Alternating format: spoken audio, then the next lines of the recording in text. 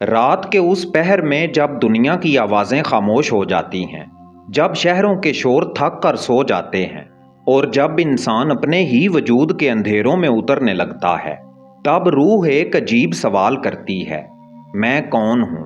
میں یہاں کیوں ہوں؟ اور میرے اندر یہ بے نام خلا کیوں ہے؟ یہ سوال ہمیشہ ان لوگوں کے دل میں پیدا نہیں ہوتا جو دنیا میں گم ہو چکے ہوں، بلکہ یہ سوال ان کے اندر پیدا ہوتا ہے جنہیں بیدار کیا جا رہا ہو، جن کے اندر کوئی غیبی دستک دی جا رہی ہو۔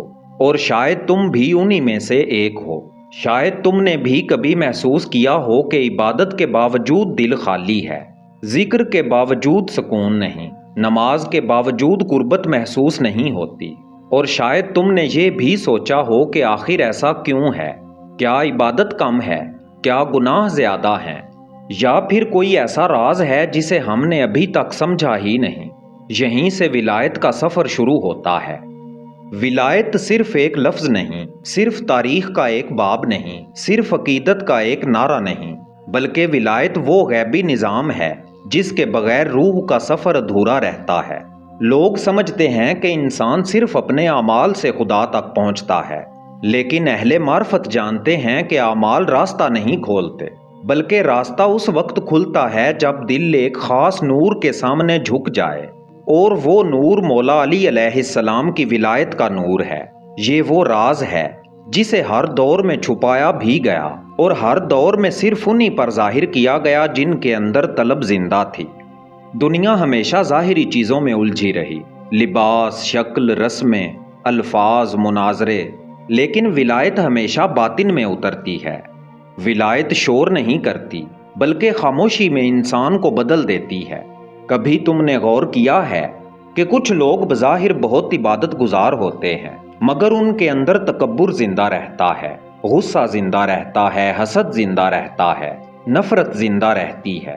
اور کچھ لوگ ایسے ہوتے ہیں جن کی زبان کم بولتی ہے، مگر ان کی موجودگی دلوں پر اثر ڈالتی ہے۔ کیوں؟ کیونکہ عبادت ہمیشہ روح کو نہیں بدلتی، لیکن ولایت بدل دیتی ہے۔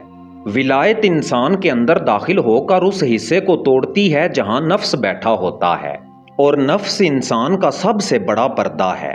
یہی نفس انسان کو عبادت میں بھی خود پسندی سکھاتا ہے، یہی نفس انسان کو علم میں بھی غرور دیتا ہے، یہی نفس انسان کو دین کے اندر بھی خود کو بڑا سمجھنے لگتا ہے۔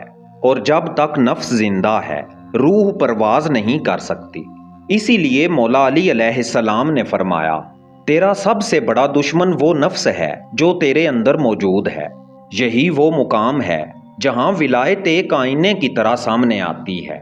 ولایت تمہیں صرف تسلی نہیں دیتی، بلکہ تمہیں تمہارا اصل چہرہ دکھاتی ہے، اور انسان اپنے اصل چہرے سے سب سے زیادہ ڈرتا ہے۔ ہم دنیا کو دھوکہ دے سکتے ہیں، لوگوں کو متاثر کر سکتے ہیں، خود کو نیک ثابت کر سکتے ہیں، لیکن ولایت کے نور کے سامنے انسان کا ہر نقاب گر جاتا ہے۔ وہاں صرف حقیقت باقی رہتی ہے، اور حقیقت ہمیشہ تکلیف دیتی ہے، کیونکہ حقیقت نفس کو پسند نہیں۔ یہی وجہ ہے کہ روحانی سفر آسان نہیں ہوتا۔ لوگ سمجھتے ہیں کہ روحانیت کا مطلب صرف سکون ہے۔ نہیں، حقیقی روحانیت پہلے تمہیں توڑتی ہے، پھر بناتی ہے۔ پہلے تمہارے اندر کی جھوٹی شناختیں ختم کرتی ہے، پھر اصل حقیقت ظاہر کرتی ہے۔ یہی روحانی کیمیا ہے۔ کیمیا، خام دھات کو سونا بنانے کا عمل، اور ولایت، خام انسان کو نور میں بدلنے کا عمل۔ لیکن یہ تبدیلی صرف ان لوگوں کے اندر آتی ہے جو اپنے آپ کو سپرد کر دیتے ہیں۔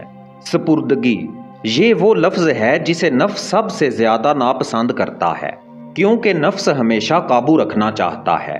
وہ چاہتا ہے کہ عبادت بھی اس کی مرضی سے ہو، ذکر بھی اس کی مرضی سے ہو، محبت بھی اس کی مرضی سے ہو۔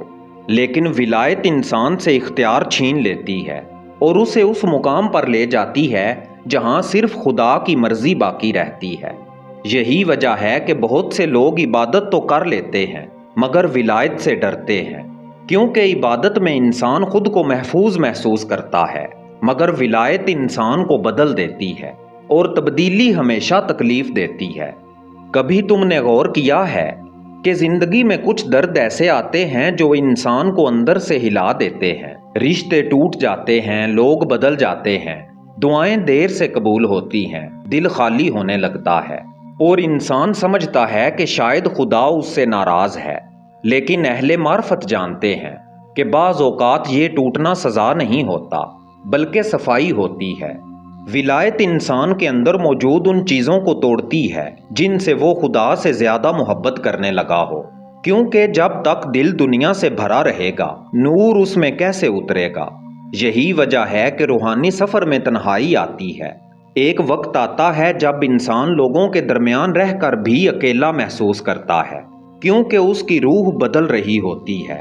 اسے وہ محفلیں اچھی نہیں لگتی جو پہلے پسند تھیں، وہ باتیں بے معنی لگنے لگتی ہیں جن پر کبھی ہنسی آتی تھی، کیونکہ اس کے اندر ایک نیا شعور پیدا ہو رہا ہوتا ہے، اور یہی شعور ولایت کا پہلا لمس ہوتا ہے۔ یہ لمس خاموش ہوتا ہے، کوئی آواز نہیں آتی، کوئی معجزہ نہیں ہوتا، بس انسان کے اندر دنیا کی محبت کم ہونے لگتی ہے اور کسی اندیکھی حقیقت کی پیاس بڑھنے لگتی ہے۔ پیاس بچے کی طرح ہے، اسے بہلانا ہے، کوئی تصویر بنا بہتے ہوئے پانی کی۔ یہ پیاس بہت عجیب ہوتی ہے، اسے دنیا کی کوئی چیز ختم نہیں کر سکتی، نہ دولت، نہ شہرت، نہ محبت، نہ کامیابی، کیونکہ یہ پیاس روح کی ہے اور روح صرف نور سے زندہ ہوتی ہے۔ اسی لیے کچھ لوگ دنیا پا کر بھی خالی رہتے ہیں اور کچھ لوگ فقر میں بھی سکون رکھتے ہیں، کیونکہ سکون حالات سے نہیں آتا، سکون نسبت سے آتا ہے، اور ولایت وہ نسبت ہے جو روح کو اس کے اصل مرکز سے جوڑ دیتی ہے۔ مگر یہ راستہ عقل کے لیے ہمیشہ آسان نہیں ہوتا۔ عقل ہمیشہ دلیل مانگتی ہے، ثبوت مانگتی ہے، کنٹرول چاہتی ہے، جبکہ ولایت محسوس کی جاتی ہے۔ جیسے خوشبو کو دیکھا نہیں جا سکتا مگر محسوس کیا جا سکتا ہے، ویسے ہی ولایت بھی دل میں اترتی ہے۔ اسی لیے ہر انسان اسے نہیں سمجھ سکتا، صرف وہی سمجھتا ہے جس کے اندر طلب زندہ ہو، اور طلب روح کی زبان ہے۔ یہی طلب انسان کو بے چین کرتی ہے، یہی طلب اسے راتوں کو جگاتی ہے، یہی طلب اسے دنیا کے ہجوم میں بھی اداس رکھتی ہے، کیونکہ اس کی روح اپنے اصل گھر کو یاد کرنے لگتی ہے، اور یہی یاد ولایت کا دروازہ ہے۔ پھر ایک وقت آتا ہے جب انسان کے اندر خاموش انقلاب شروع ہو جاتا ہے۔ وہ کم بولنے لگتا ہے، زیادہ محسوس کرنے لگتا ہے، وہ لوگوں کے ظاہر سے زیادہ ان کے باطن کو محسوس کرنے لگتا ہے۔ اسے سمجھ آنے لگتی ہے کہ ہر چہرے کے پیچھے ایک جنگ چل رہی ہے، ہر انسان کسی نہ کسی اندھیرے سے لڑ رہا ہے، اور پھر اس کے اندر رحم پیدا ہوتا ہے۔ یہی ولایت کا اثر ہے، کیونکہ ولایت انسان کو سخت نہیں کرتی بلکہ نرم کر دیتی ہے۔ وہ انا کو توڑتی ہے اور دل کو زندہ کرتی ہے۔ لیکن اس سفر میں ایک بہت خطرناک مرحلہ بھی آتا ہے، روحانی تاریکی کا مرحلہ۔ وہ وقت جب انسان کو لگتا ہے کہ سب کچھ ختم ہو گیا، دعاؤں میں لذت نہیں رہتی، ذکر میں کیفیت نہیں رہتی، دل پر بوجھ رہتا ہے، اور انسان سمجھتا ہے کہ شاید وہ دور ہو گیا ہے، مگر حقیقت اس کے برعکس ہوتی ہے۔ یہ وہ مرحلہ ہوتا ہے جہاں ولایت انسان کو اس کے سہاروں سے خالی کر رہی ہوتی ہے، تاکہ وہ صرف خدا کے سہارے پہ کھڑا ہونا سیکھ لے۔ یہی تاریکی دراصل نئے نور کی تیاری ہوتی ہے، کیونکہ سورج طلوع ہونے سے پہلے رات سب سے زیادہ تاریک ہوتی ہے، اور روح بھی روشن ہونے سے پہلے سب سے زیادہ ٹوٹتی ہے۔ یہی وجہ ہے کہ اولیاء کی زندگیوں میں درد بہت تھا، کیونکہ درد روح کو نرم کرتا ہے، اور نرم دل پر ہی نور اترتا ہے۔ پھر ایک دن انسان محسوس کرتا ہے کہ اس کے اندر کچھ بدل چکا ہے، وہ پہلے جیسا نہیں رہا۔ اب دنیا اسے پہلے جتنی اہم نہیں لگتی، اب لوگوں کی تعریف یا تنقید اس پر پہلے جیسا اثر نہیں ڈالتی۔ اب اس کے اندر ایک خاموش سکون پیدا ہونے لگتا ہے، اور یہی سکون ولایت کا سایہ ہے۔ یہ وہ مقام ہے جہاں انسان خدا کے بارے میں صرف جانتا نہیں بلکہ محسوس کرنے لگتا ہے۔ وہ عبادت صرف فرض کے طور پر نہیں کرتا بلکہ محبت کے طور پر کرتا ہے۔ وہ دعا صرف مانگنے کے لیے نہیں کرتا بلکہ قربت کے لیے کرتا ہے۔ وہ تنہائی سے بھاگتا نہیں بلکہ اس میں حضوری محسوس کرتا ہے۔ یہی روحانی بیداری ہے، اور یہی مولا علی علیہ السلام کی ولایت کا اصل اثر ہے، کیونکہ ولایت انسان کو دنیا سے بھگا کر جنگلوں میں نہیں لے جاتی بلکہ دنیا کے اندر رہتے ہوئے دل کو آزاد کر دیتی ہے۔ پھر انسان لوگوں کے درمیان ہوتا ہے مگر دل اللہ کے ساتھ ہوتا ہے۔ وہ کام کرتا ہے مگر اندر خاموش ذکر جاری رہتا ہے۔ وہ زندگی گزارتا ہے مگر اس کے اندر ایک نورانی شعور جاگ چکا ہوتا ہے۔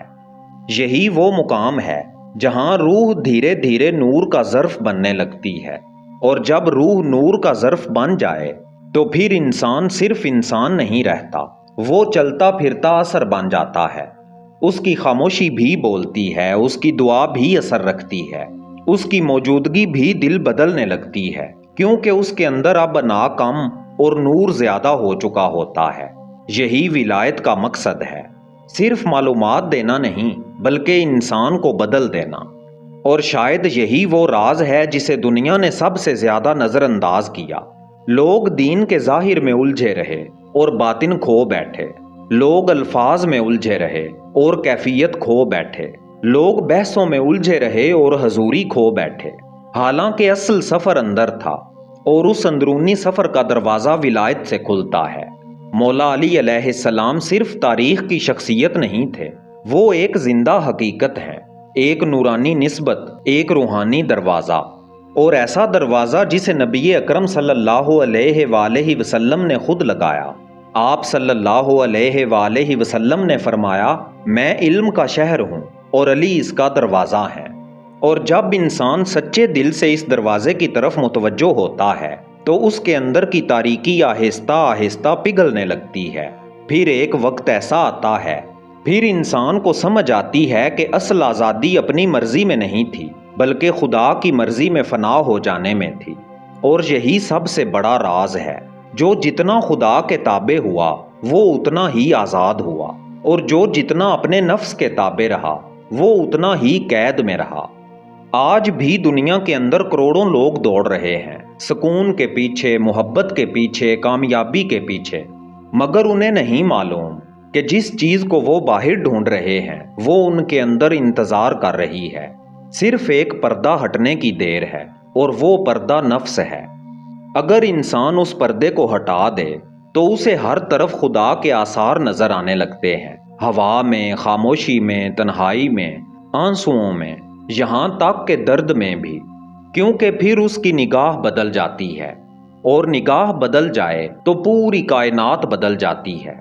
یہی ولایت کا آخری درجہ ہے، جہاں انسان خدا کو صرف مسجد میں نہیں بلکہ ہر لمحے میں محسوس کرنے لگتا ہے، جہاں دعا صرف الفاظ نہیں رہتی بلکہ سانس بن جاتی ہے، جہاں عبادت صرف عمل نہیں رہتی بلکہ کیفیت بن جاتی ہے، اور جہاں روح آخر کار اپنے اصل مرکز کی طرف گردش کرنے لگتی ہے۔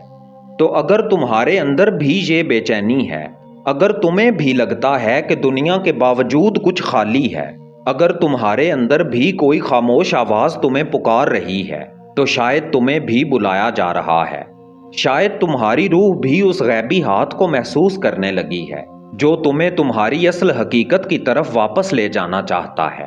بس ایک قدم باقی ہے، سپردگی کا قدم، کیونکہ روحانی سفر علم سے نہیں کھلتا، جھکنے سے کھلتا ہے، اور جب انسان سچے دل سے جھک جائے تو پھر ولایت اسے وہاں لے جاتی ہے جہاں انسان ختم ہو جاتا ہے اور صرف نور باقی رہ جاتا ہے۔